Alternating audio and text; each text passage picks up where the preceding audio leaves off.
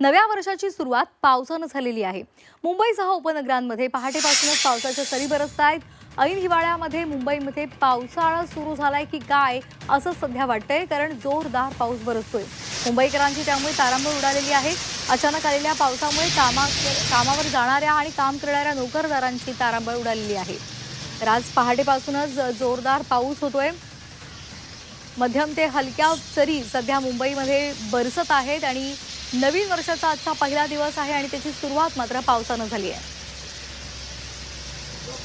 विशाल वैद्य आमचे प्रतिनिधी आपल्यासोबत जोडले गेलेले आहेत। विशाल, वर्षाचा पहिला दिवस आणि वर्षातला पहिला पाऊस असं म्हटलं तरी हरकत नाहीये।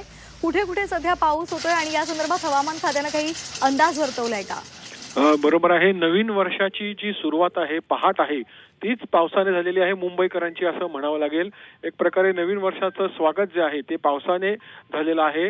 आज आपण बघितलं तर मुलुंडपासून ते जे पूर्व द्रुतगती महामार्गावर मुलुंडपासून ते अगदी CSMT पर्यंत सर्वत्र जो आहे तो पाऊस आहे। मुलुंड ते घाटकोपरपर्यंत रिमझिम पाऊस पडत आहे। मात्र घाटकोपरपासून ते भायखळा असेल, परळ भाग असेल, दादर असेल, या सर्व ठिकाणी जे आहे ते जोरदार पावसाच्या सरी ज्या आहेत त्या बरसल्या पहाटेच्या सुमारास।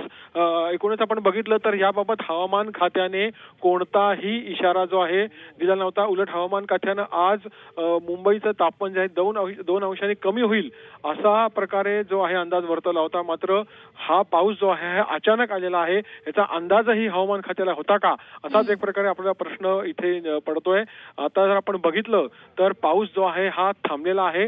मात्र सकाळी पहाटे जो पाऊस झाला त्याच्यामुळे जे ईस्टर्न एक्सप्रेस हायवे जो आहे त्याचे जे ब्रिजेस आहेत त्याच्यावरती पाणी साठलं होतं। इतका जो आहे जोरदार पाऊस जो आहे एक साधारण अर्धा ते पाऊण तास झाला होता।